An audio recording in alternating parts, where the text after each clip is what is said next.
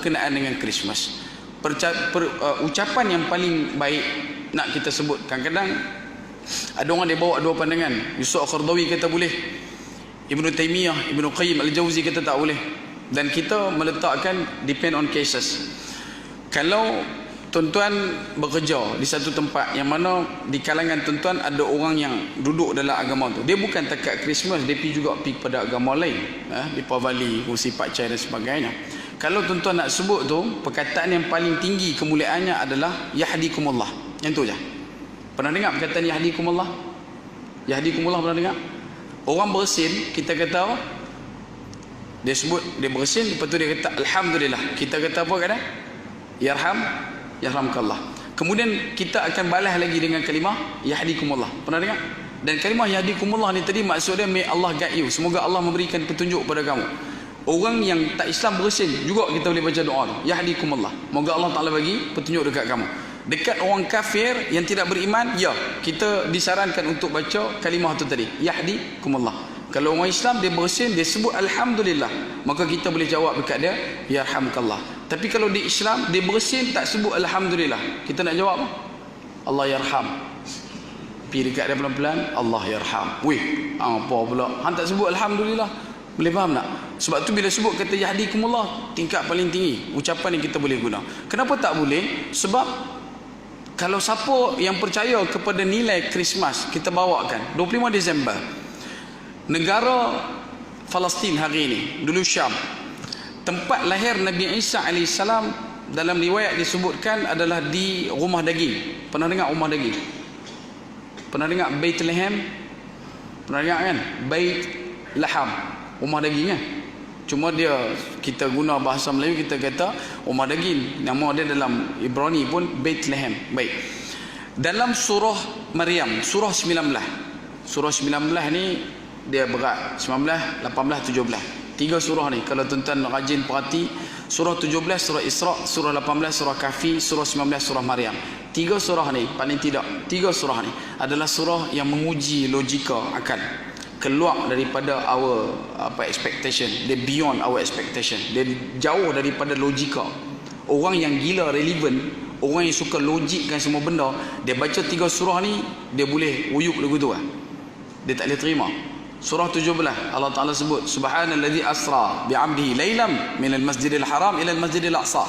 Perjalanan 1239 km berlaku dalam satu malam. Bukan satu malam, sebahagian daripada waktu malam. Bukan sebahagian, hanya beberapa waktu saja di waktu malam. Kalau kata ikut pada logik akal, disebutkan guna kaedah buraq. Buraq itu adalah satu binatang yang cepat, daripada kalimah barqun. Barqun maksud dia kilat, itu barqun. Tapi buraq sifat dia lebih daripada barqun, dia lebih cepat daripada kilat. Satu kekuatan kelajuan cahaya 300,000 km per second. Satu saat 300,000 km dia boleh pergi jangkau. Yang ni buraq, ada alif dekat tengah sebelum qaf. Maka dia nak abang kata benda tu lagi laju daripada barqun. Dan bila sebut kata benda ni, oi, takkan kok boleh. Pernah duk try, duk try. Kemudian buka surah 18, cerita Ashabul Kahfi, 309 tahun tidur. Dia berkata takkan logik. Ada lagi kisah berkenaan dengan Uzair. Dia tidur dalam keadaan yang 100 tahun. Dalam keadaan makanan dia masih elok, tetapi binatang tunggangnya sudah menjadi debu-debu. Tulang tu dah hancur dah. Kemudian dalam Ashabul Kahfi, 309 tahun mereka ditidurkan oleh Allah Subhanahu Wa Taala. Allah Taala ceritakan macam mana mereka dibalik-balikkan supaya tidak kusam kulitnya, tidak terkena cahaya UV atau UV, ultraviolet tu tak kena. Allah Ta'ala beritahu, Allah Ta'ala kalihkan perjalanan bulan matahari daripada terkena sinarannya kepada mereka. Dan mereka duduk dalam keadaan tengok pada kulit badan tak ada macam tua sangat, tak sampai beratus tahun, macam biasa. Sebab apa? Mereka tak payah pakai SPF 15, SPF 18 apa semua tu kan. Tapi Allah Ta'ala lencongkan perjalanan matahari. Orang yang logik, itu tak boleh. Surah 19 cerita berkenaan dengan Nabi Isa AS ketika mana nak dilahirkan oleh Siti Maryam. Konsep dakwah daripada agama itu, mereka mengatakan Siti Maryam melahirkan Nabi Isa tanpa suami. Kita kata tidak. Dia berkata tak, bukan suami, tetapi Nabi Isa dilahirkan tanpa bapa. Kita kata tidak. Nabi Isa dilahirkan dalam keadaan dilahirkan dari seorang perempuan yang tidak disentuh oleh mana-mana lelaki. Boleh faham? Yang tu benda besar. Kalau kita duk sangka, oh Nabi Isa lahir tanpa bapa, Nabi Muhammad SAW juga tanpa bapa. Di satu negara yang ramai orang Kristian, ramai agama ni, mereka lahirkan anak tanpa suami, tanpa bapa. So mereka isytihar kata ini adalah Mary lahirkan anak. Dan agama tu mereka pening macam mana nak handle benda tu. Sebab semua mahabat kata ini adalah Jesus, ini adalah Saint Mary punya penangan. Boleh nampak benda tu. Dan benda tu dah masuk dah kat tempat kita. Pok-pok yang main sekali dengan LGBT dan sebagainya. Dalam surah Maryam juga disebutkan pada kalimah yang ke-25, ayat yang ke-25, muka surat 306, belah kiri bawah sekali tu tak akan jumpa satu jawapan pada Allah berkenaan dengan peristiwa kelahiran Nabi Isa AS, yang mana hari ini tak tahu bila on the date yang betul-betul accurate, waktu tepat detail tu bila, wallahualam. Tapi adalah yang dicadangkan beberapa waktu bulan dia. Allah Subhanahu Wa Taala meletakkan kalimah rutaban janiyah. Rutaban janiyah, satu jenis makanan iaitu buah kurma rutab. Rutab maksud dia buah kurma lembek, janiyan yang masak ranum atas pokok. Kata Allah dalam ayat 24, 25 sampai 26, Allah Taala perintahkan kepada malaikat Jibril beritahu dekat Siti Maryam supaya ketuk pokok kurma. Nanti buah kurma jatuh mai dekat dia, makan buah kurma tu tadi supaya dia boleh melahirkan anak. Dalam tafsir Ibnu Katsir beritahu kurma ini bagus sebelum semasa mengandung, semasa nak melahirkan dan selepas melahirkan, sebab dia tinggi fiber, dia tinggi kandungan gula untuk kita catch up balik kita punya kestabilan tubuh badan kita, kurma. Dan jawapan yang saya kata rutaban janian ni adalah jawapan yang betul-betul besar kepada kita. Kenapa? Rutaban janian di kawasan Palestin cuma berlaku antara bulan 4 sampai bulan 7 dan tidak pernah menginjak lebih pada tu. Bulan 4 sampai bulan 7 ada musim kurma masak ranum. Boleh faham tak? Bila kurma masak ranum ni maksud dia hinggup pokok tu pun buah tu jatuh. Tak payah duk kek galah apa, tak payah. Tak payah duk ragas naik cantas. Kalau kata belah kita ni pokok pinang lah. Kan pokok pinang bila dia hijau, kuning, oranye, merah, lepas tu dia main nak koko-koko sikit, bila dia masak tu kelongsong dia kering. So kita goncang tu dia jatuh lah. Macam tu lah. Pokok kurma tu tadi sifat dia sebab dia berkelongsong, dia ada dekat atas dia tu kan. So bila dia dah terlampau ranum, kita tepuk dia boleh jatuh.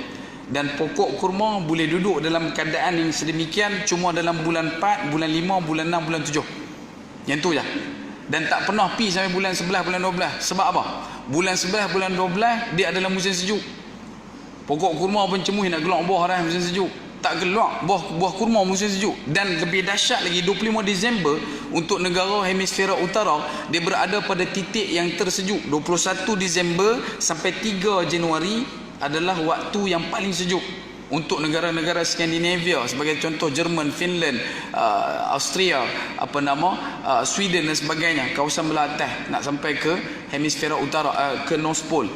Dan orang yang memahami kata benda ni clear, maka dia tahu dah yang tu bukan tarikh lahir Nabi Isa. Kenapa benda ni jadi satu perdebatan yang dahsyat? Sebab kalau siapa pi ucap, dia dikira orang yang mengiktiraf Nabi Isa lahir pada tarikh tu. Dan kata ulama, siapa yang bersetuju dengan nilai itu, dia mengisytiharkan perang dengan ayat Allah surah Maryam ayat yang ke-25. Sanggup kan nak isytihar perang dengan ayat Allah? Terang mana langsung yang kita kata nak isytihar perang dengan ayat Allah ni. Sebab itu bila sebut kata benda ni, kita kena ingat dalam surah Kahfi Allah Ta'ala beritahu simple, ayat 5, kaburat kalimatan takhruju min afwahihim iyaquluna illa kaziba. Kaziba ni tadi dengan baris fathatain, ada alif, kaziban. Maksud dia yang amat sangat. Kalau kaziba pembohong, kaziban orang kampung saya kepanggil pembohong pahit. Bohong sungguh-sungguh. Depan-depan bohong, belakang bohong, kiri kanan bohong. Siapa yang bohong ni? Kaburat kalimatan takhruju min afwahihim iyaquluna illa kadhiba, adalah merujuk kepada golongan kufar. Siapa dia kufar tu tadi? Orang yang kafir min ahlil kitab. Mereka yang menyesatkan orang yang tak baca kitab tu, mereka tolong cerita kat kita tetapi mereka dah ubah dia punya nilai dan dapat kat kita, oh benar ni. Sebab tu kita habaq jangan pernah percaya. Jangan pernah percaya. Sebab kerja mereka memang manipulasi kita. Sebab itu bila sebut kata benda ni, kita nak beritahu juga dekat tuan-tuan, saya kena habaq juga, sebab nak kena beritahu sejarah berkenaan dengan tahun. Sebab selepas 25 Disember dia akan mai pula 1 Januari yang kita panggil sebagai tahun M. Tahun M tu tahun apa? Mai mana masih? Orang yang agama tu panggil tahun itu adalah tahun Grigori. Orang yang duduk dalam agama tu sendiri tak panggil tahun Masihi, dia panggil tahun Grigori. Kita ni geli lebih, kita pergi panggil tahun Masihi. Tidak ada kaitan dengan Masihi. Tidak ada kaitan. Bahkan ulama juga bersepakat mengatakan bukan Masihi tetapi Grigori. Sebab apa kata Grigori? Grigori ini dia adalah satu orang padri, dia yang menggunakan kalender Rom. Dulu agama ni tak ada kalender. Dia tak ada kalender. Sampailah pada zaman Grigori ini, kurang lebih adalah abad ke-15 baru mula dah. Baik. Sebelum nak ambil kalender Rom ni dulu ada kalender yang asal. Kalender asal Rom cuma ada 10 bulan. Dia ada bulan Janus, bulan Februari ataupun Februs, Mac, April, Mei, Jun. Kemudian September, Oktober, November, Disember. Ada 10 bulan lah. 10 bulan. Kemudian bila mana kerajaan Rom diperintah oleh satu raja, nama raja tu Julius. Dia kata, aku raja, aku ingat nak buat 1 bulan lah. Aku nak buh bulan 1 untuk aku. Boleh tak? Tak ada masalah. Musa menjenguk kata apa, undang-undang boleh padam. Kan? Dia kata tak ada masalah, boleh aja. Hang raja punya pasal. So bulan Julai diletakkan. Bila duduk bulan Julai? Lepas bulan Jun. Pasal apa letak lepas bulan Jun? Sebab waktu tu cuaca dia cukup cantik. Dia duduk dalam keadaan summer spring something masa tu di Rom. Lepas Julius pegang, dia bubuh nama bulan Julai. Masa tu kalender Rom dah berubah daripada 10 jadi 11. Berjalan sampai pemerintahan keturunan kepada Julius yang dipanggil namanya Octavianus Augustus. Saya tersemuk ambil kata macam-macam kan. Tapi tak semualah yang US kat belakang tu Rom, ada juga US yang kat belakang tu kita. Macam mampus tu kita. Dia bukan Greece kan. Baik. Octavianus Augustus dia pun minta berbulan juga. Berbulan tahu tak? Takkan dia nak langkah opak dah. Maka dia letak dekat selepas daripada Julai jadilah bulan Ogos. Baik, saya tak minta tuan-tuan dapat buah pokok manggih bagai. Dah. Saya tuan-tuan balik bulan Januari, nama dia Janus. Saya tak mau tengok yang tu. Saya nak suruh tuan-tuan balik lagi, telefon ada kan. Tuan-tuan Google, dalam Google Translate tuan-tuan tulis September. Januari 1, Februari, Mac, April, Mei, Jun. Jun 6, selepas Jun September. September 7. September 7, Oktober 8, November 9, Disember 10. Tuan-tuan cari daripada 7 sampai 10. 7, tuan-tuan tulis dekat Google Translate 7 September, dia akan keluar jawapan dia 7. September tu maksud 7 bang. Dia bukan September tu maksud 9. Baik. Selepas September, Oktober maksud dia 8 bang. Tak payah tengok jauh-jauh. Tuan-tuan pernah tengok Octopus? Pernah dengar ni Octopus? SpongeBob pernah tengok tak? Dia ada Squidward dekat situ kan. Tapi ini saya abang kata Octopus. Octopus pernah tengok? Dia ada 8 tentacle. Tak percaya juga. Balik lagi tengok buku map budak-budak kita. Ada pentagon, ada hexagon, ada octagon, ada decagon, ada nonagon. Cikgu duk cerita pasal hexagon ni, keluar-keluar kantin cari sagon selalu. Sagon habis hari tu. Pasal cikgu map duk cerita pasal hexagon. Tuan-tuan balik buka buku map budak-budak kita. Tak tahu saya tak ingat dia 3 jam 4 untuk yang silibus baru ni. Dia akan cerita dekat kita sisi. Kan ada kubus, kubuat, triangle apa semua, spera apa ke. Dia akan beritahu dekat situ oktagon. Ada berapa sisi oktagon? 8. Susah duk merepek lebih pada 8. Tapi kalau kata Oktober berapa? 10. Pasal apa jadi? Yaquluna illa kaziban. Bohong paik berapa ni. Tapi pasal duk pulun percaya juga. Nabi habang dalam sirah diberitahu dekat kita, Abu Jahal dengan Raja Habib tengok depan mata bulan terbelah masuk dalam jubah Nabi SAW. Kita mengaji, kita tahu, kita nampak guru kita tekan kita. Ini benar. Kita tak tunggu NASA buat kenyataan. 2 tahun lepas NASA begitu ada kesan rekahan. Betul. Tunggu NASA dulu. Han nak dapat syafaat siapa ni? Tu tak cerita lagi berkenaan dengan batang kurma yang menangis. Tak cerita lagi Dab yang mengucapkan kalimah. Ya Rabbi, ini Nabi. Keagungan para Nabi ada dekat ini. Ini adalah Imam al-Muttaqin, Sahibul Quran, Sahibul Luwak, Sahibul Buraq. Nabi SAW, ketua kepada segalanya. Sebab itu bila sebut